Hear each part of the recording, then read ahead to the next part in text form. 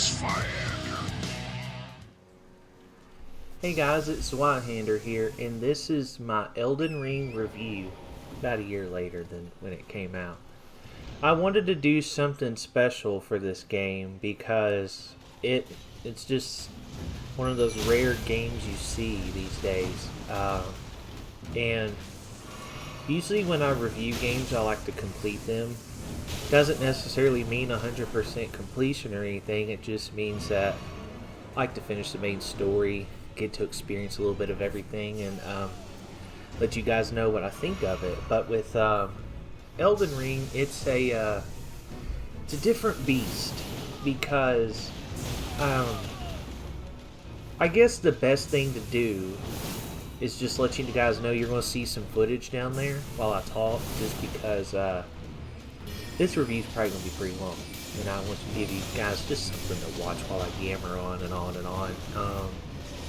Yesterday evening I recorded some footage, and I got on each of my 4 characters and recorded a little bit. I think almost all of them were fighting bosses at some point, and so yeah.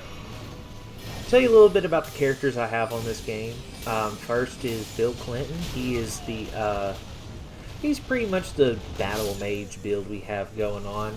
He's kind of used different weapons over the playthrough. You can watch my old Elden Ring live videos and kind of see that character get made and evolve over time. And went from using like a katana to the moon veil, and then he went from that to using the dark moon greatsword just recently, and now I'm trying to level my intellect to 60 so that I can use the Carrion Regal Scepter and just boom with that scepter. That sounds stupid, didn't it? Oh well. So, the only thing I know is just get started. Second character, I kind of explained this in my Zweihander Speak video. I over-leveled her on purpose. Like, she's level 200 or something just into Caelid, so yeah. And she's a bleed build. That's just me being a smartass kind of character. Third character is Zweihander. Guess what he is? Pure strength. Jesus is Zweihander. And last character I have is Yeezus, who looks... I found a video on YouTube, randomly scrolling, that's make Kanye West and Elden Ring. I thought, I do kind of want to do a faith build, so we'll put 2 and 2 together. So I did that. So the best way I know to review this game is just kind of do like a stream of consciousness and just talk and just start from the beginning and kind of tell the story of my experience with Elden Ring. You know that video I did last year, my experience with FromSoft games? This is kind of like the next step of that video, so... I'm sure some of you know, but I'm going to go ahead and do like a Cliff Notes version. FromSoft games like Demon Souls, Dark Souls, Bloodborne, all of them just, they intimidated the shit out of me. There's just no other way to say it. I tried Demon Souls back in 2009 on PS3. I thought the cover looked cool. I just finished playing Oblivion. I was into that kind of thing, so I decided, well, I'm going to make a character and play.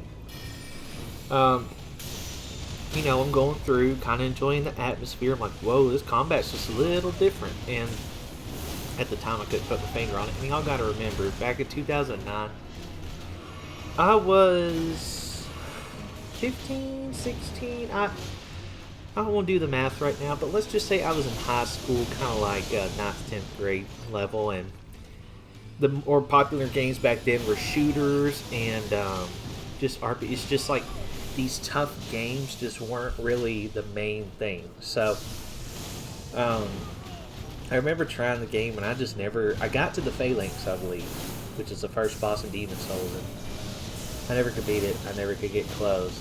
I was getting my rear end handed to me by like the most common enemies. So I traded it in for, I believe I traded it in for Fallout New Vegas, if I remember right. And the rest is history there. I love that game.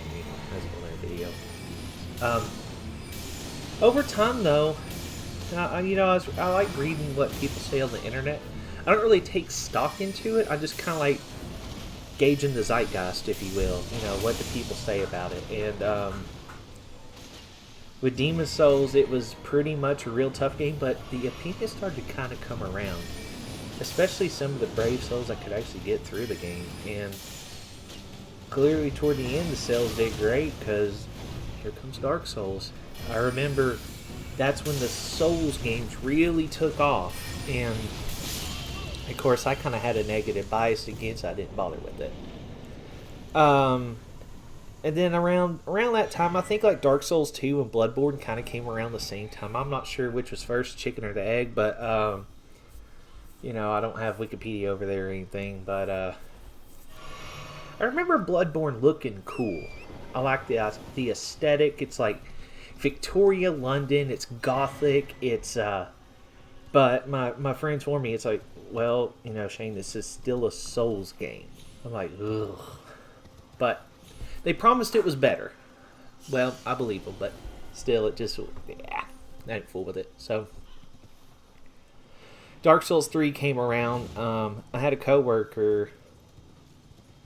He brought his Xbox to lunch one time, just kind of showing us the new Xbox One X.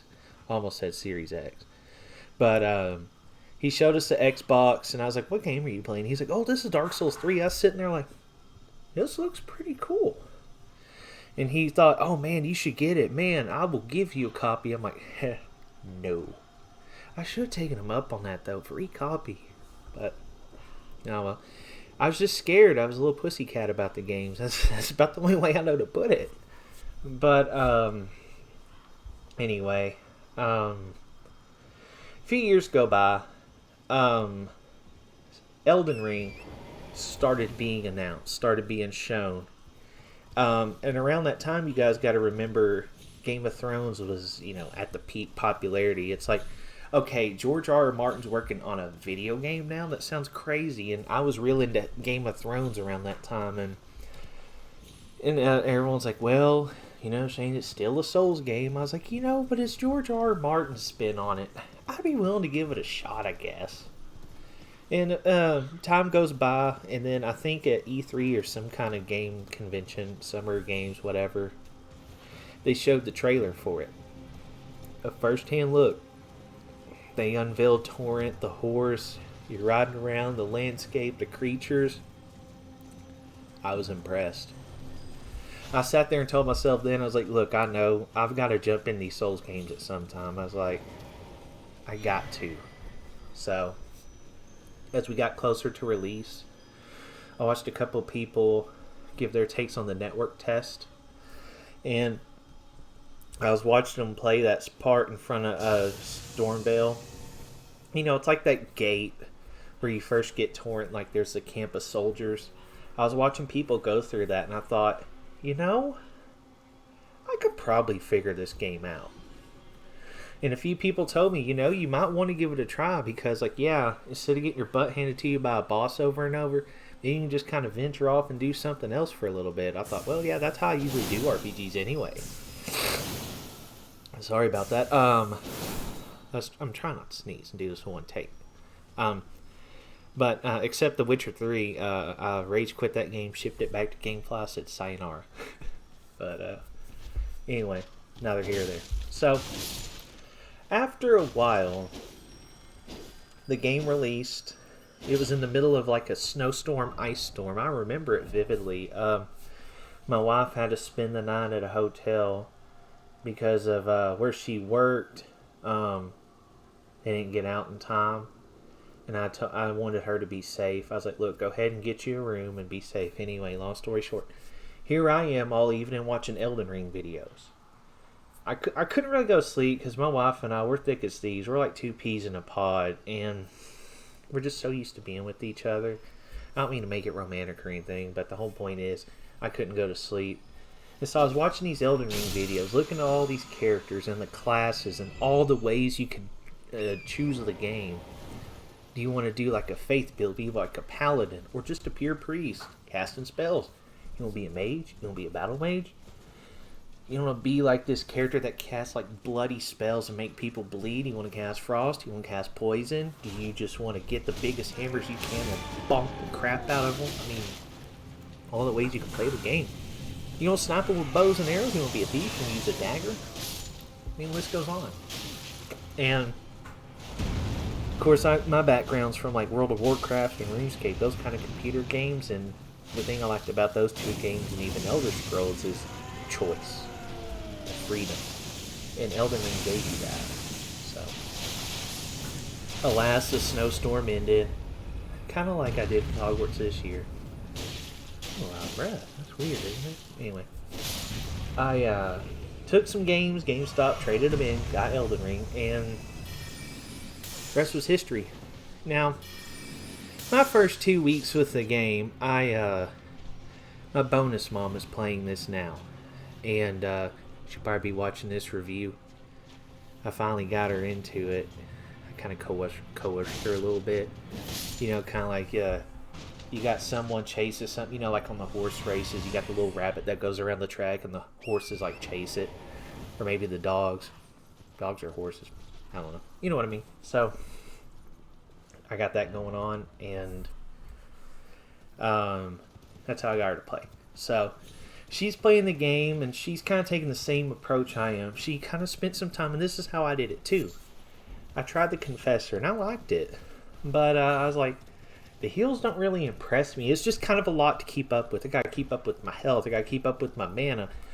It was a little too much. I kind of needed it dumbed down a bit. So I think then I tried the Astrologer. And I was having a lot of fun with the Astrologer. But by the time I was kind of exploring in and around Limgrave, you know, like Leaping Peninsula and Mistwood, my friends are already at like Margit and Renala. They're working their way to Radon, like they're speedrunning the damn thing. And they told me, it's like, man, you might as well just go ahead and try some melee, because that Raya Lucaria Academy will kick your ass. And you know, as y'all found out on Elden Ring Live, it did. But I had to use a katana two-handed, and I had to pretty much make it like Keen, I think. And we had to take her down that way because like she was pretty resistant to magic. And anyway,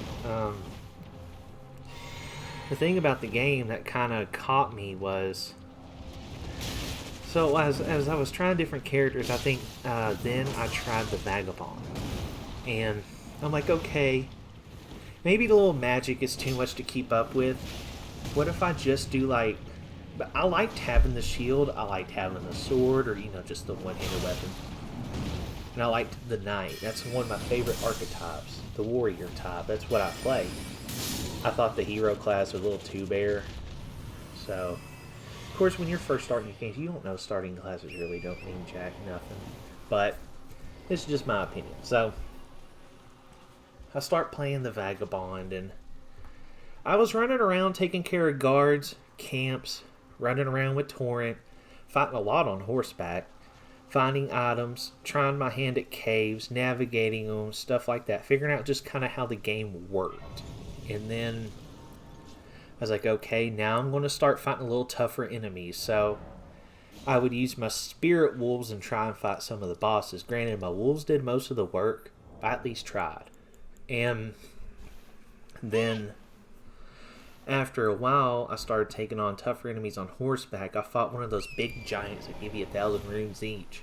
I downed him. I fought the big octopus. And we're progressing through the game. So I started to get a little more confident. And then one day I just decided, look, this game's full of bosses. This is the Souls experience. I'm just going to have to sit down and figure this out one night. So after work, I logged off, booted up Elden Ring. I said, I'm going to fight the Tree Sentinel all night if I have to. I'm going to accept that I'm going to die a lot. That's part of the game. But after every time, I'm going to kind of pay attention and be like, is there something I can do differently? And that's when I really started dissecting this guy. I was like, okay, he does this attack. He swings that way. If I jump, I miss it. Then that is a whole lot of trial and error. Once I kind of figured out how to avoid some of his attacks, I started going in seeing, okay, where is my window to attack him?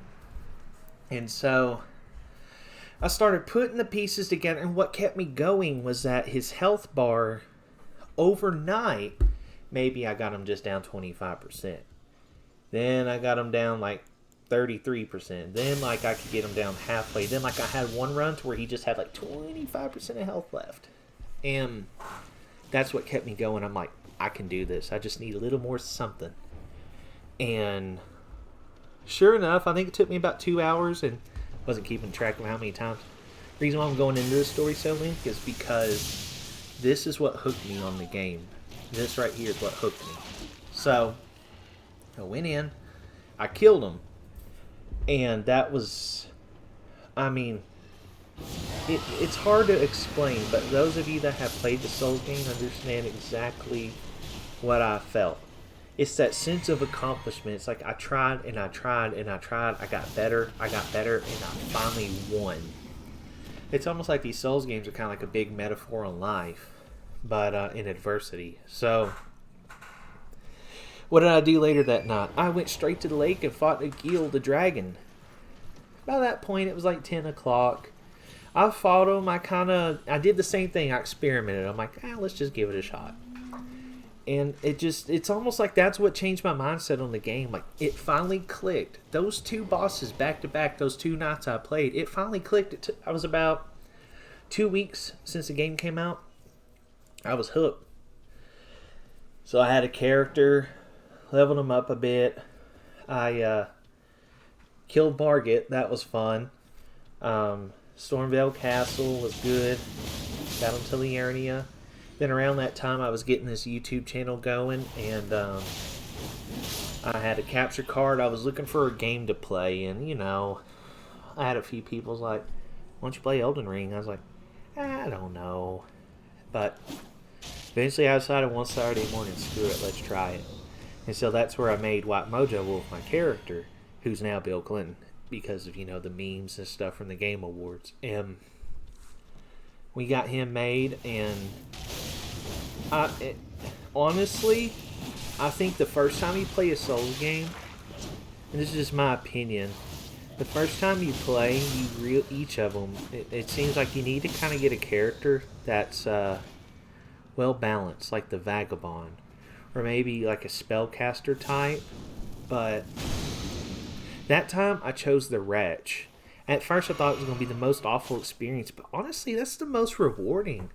I'm half tempted to start Dark Souls whenever I beat Demon Souls and play the Wretch, or whatever their equivalent is. And because you're naked and you start with a club, you're just like scraping and getting all sorts of stuff, anything you can find to help you. It's humbling, but at the same time you have the most freedom. It's like, yeah, you have a big stick and you're naked, of course you're going to die.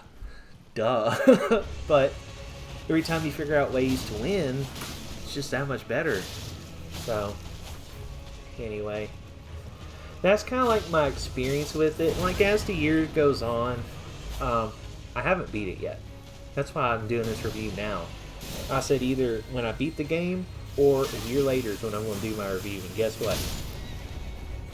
A year later. So, let me tell you about, we're going to kind of start covering like the aspects of the game now, what I like about it. So, obviously the graphics look great. The colors, the themes, it's almost like each of the areas you go to represent a different season, represent a different theme.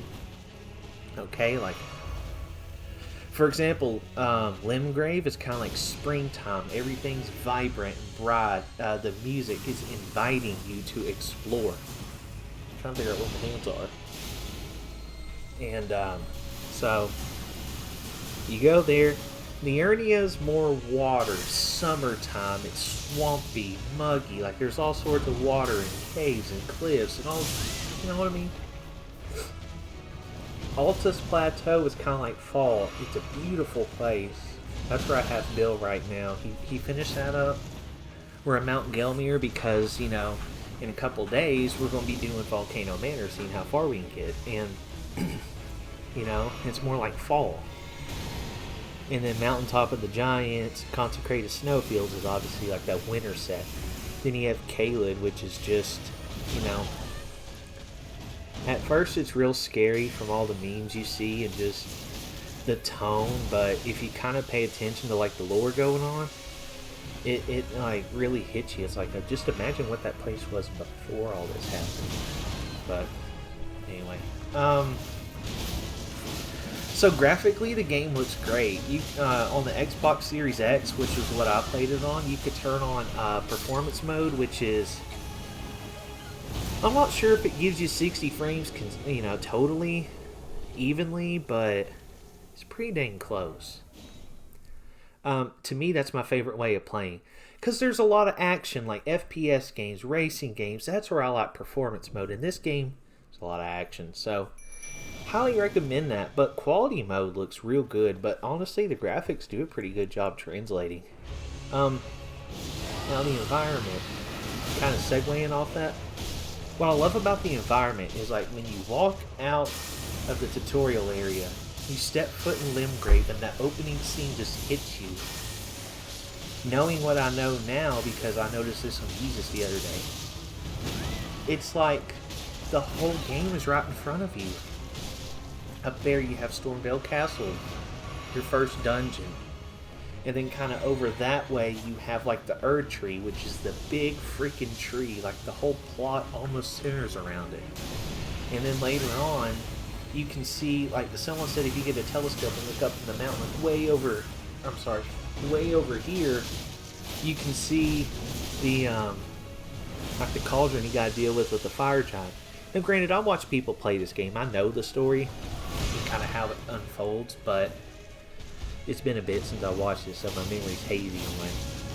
I know point A, I know point Z, getting there, a little hazy. But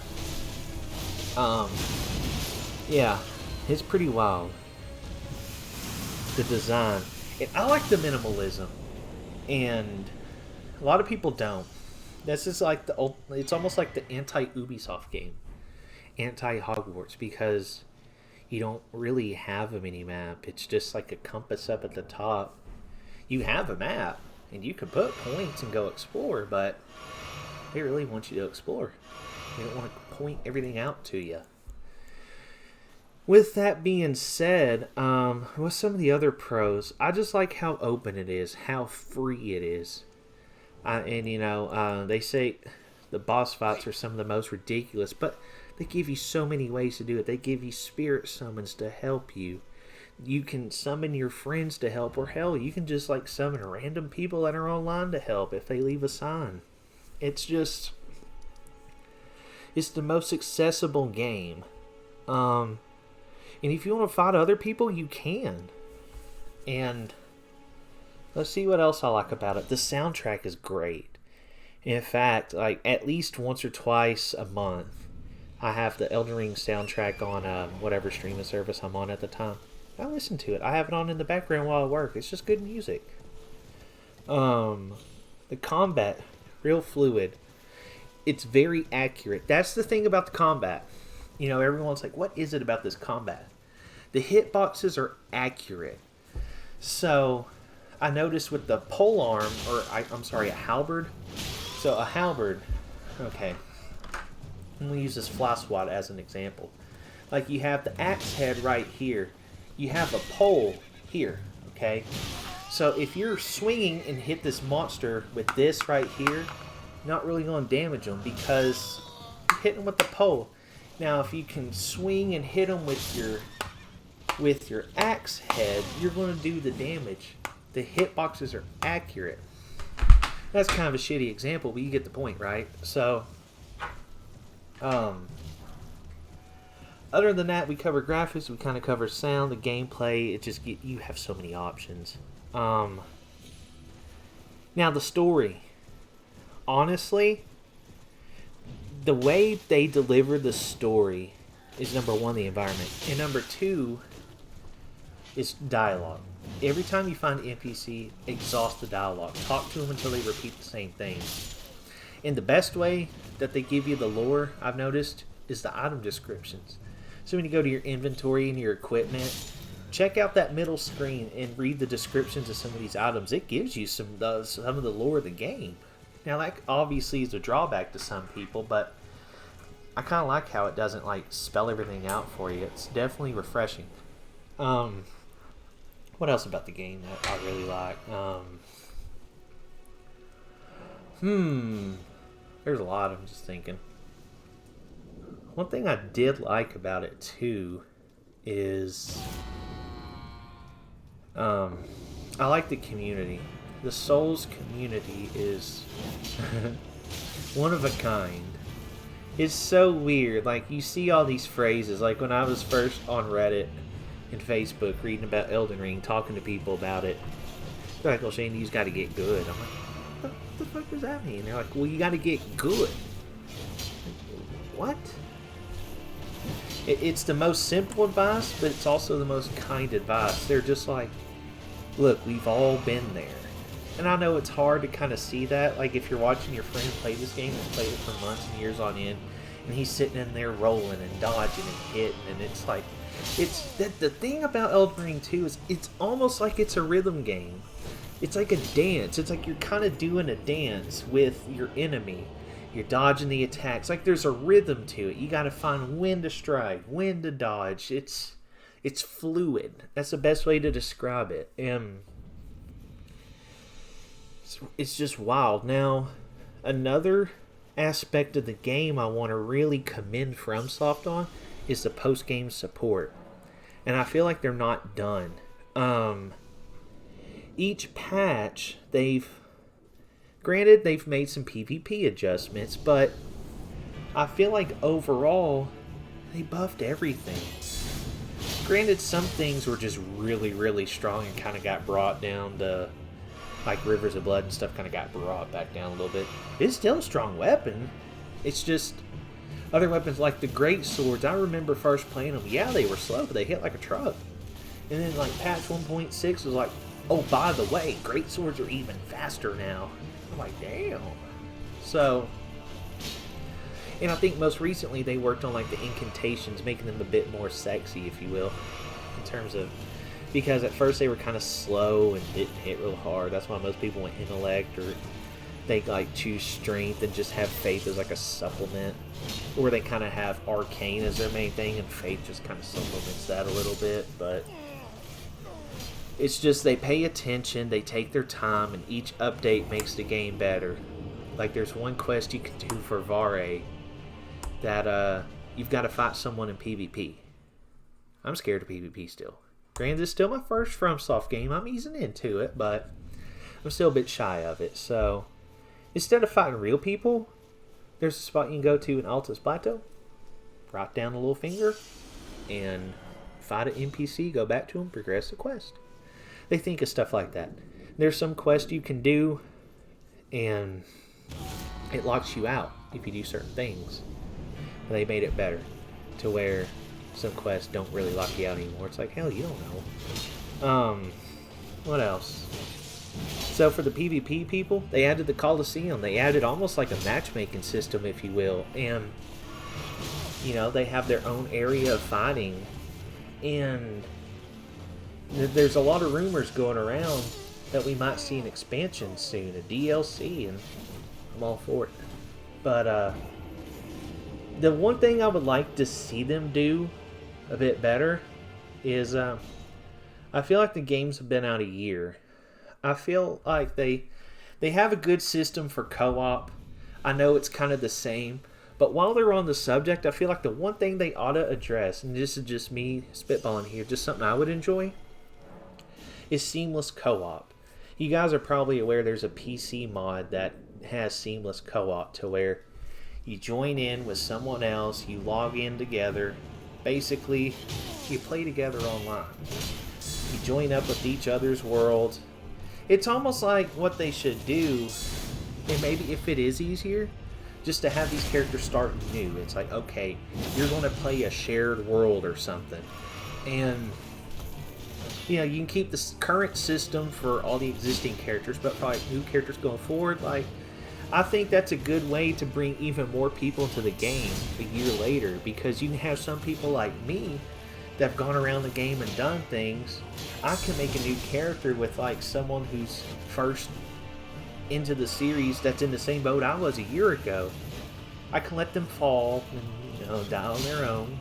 But after a while, I can jump in and say, okay, here's how we do this. Just kind of break the ice a little bit for them. And just play together. Just kind of enhance that social aspect of it. I wouldn't be surprised if that's what they're working on.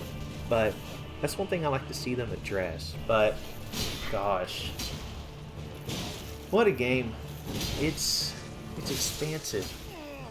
I feel like I'm going to be playing it for years to come. And honestly, it's got me into the Souls games. I'm sitting here thinking what games I want to play. Let me tell you this. I'm playing Demon Souls right now. And I got Hogwarts going on too. What have I been playing more this week?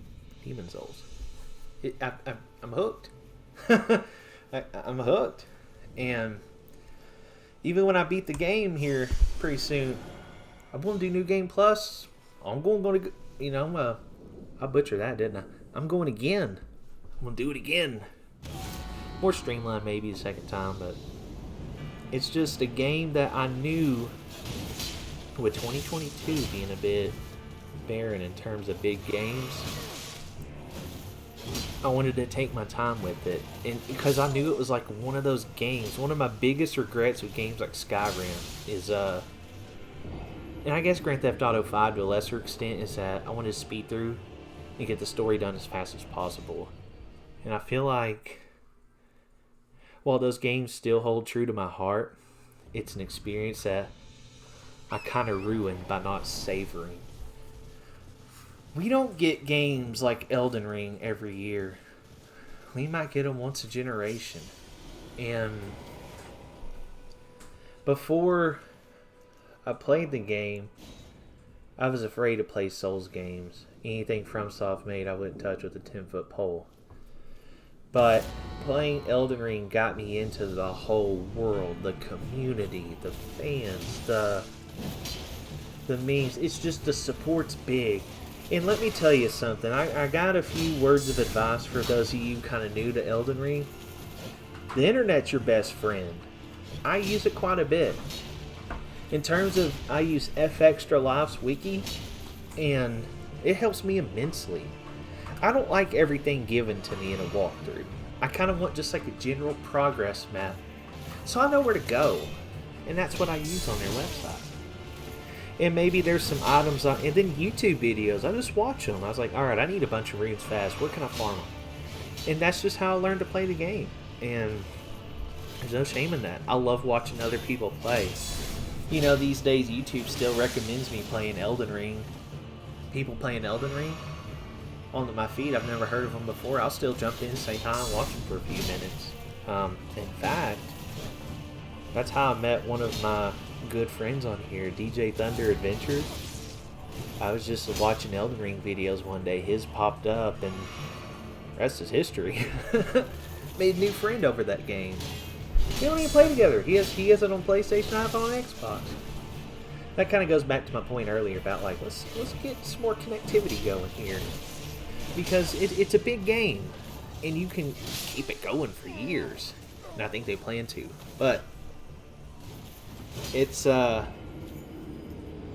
guess it's about time to wrap up this review. I'm kind of struggling to think of some other things I want to say, but with everything being said, I think Elden Ring is one of those games that you get once a generation in terms of gaming. And it's one of those games that's going to move the needle forward.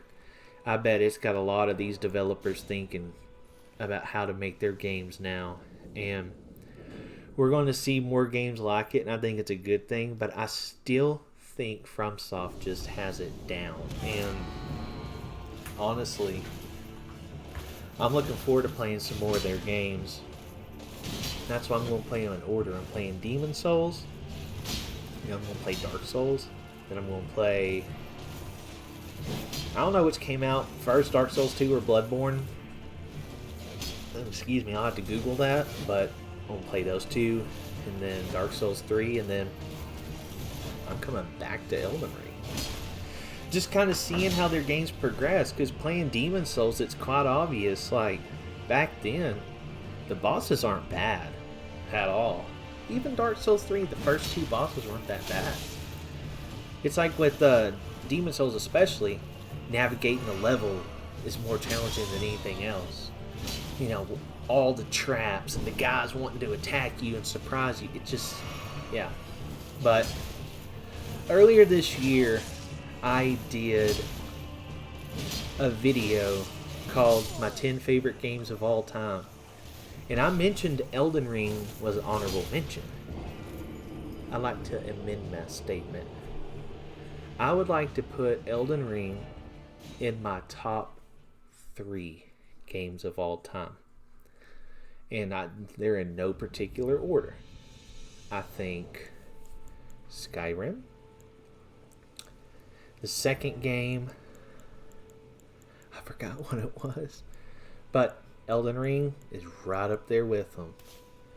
What did I put second? It might have been Diablo. But anyway, doesn't matter. I think Elden Ring's a once-in-a-lifetime experience. It got me hooked and introduced into the Souls uniforms. And not to mention, like, I was really getting this game and learning it through kind of a rough patch in my life. I mean, granted, everything's going good here, and it was. It's just, I never really addressed my mental health. But the game really did a great job teaching you adversity. And trying, and failing is okay. And I don't know, it's just made such an impact, and I feel like I can play it many more times to come, and it's just a fantastic game. It is really one of the best games I have ever played, and I'm not kidding. This review is 36 minutes long. That's how much I talked about this damn game. I probably could keep going if I want to, but it's just an experience I'm going to keep on savoring. It's like a prime cut of meat. You don't want to just speed through it. You just want to savor. It's not a $2 steak. You're not a vulture. You want to savor every bite and enjoy it. And I want to give FromSoft and the main guy Miyazaki a whole lot of credit. I think what they have going on is very special, and I highly recommend Elden Ring, even at full price. Highly recommend it. But you can probably find it now a little cheaper, especially used, but give it a shot, guys. It's a fantastic game, and I have a lot to think. Honestly, I was kind of struggling to get... It's like I had these new game systems, and yes, it was a bit impressive graphically.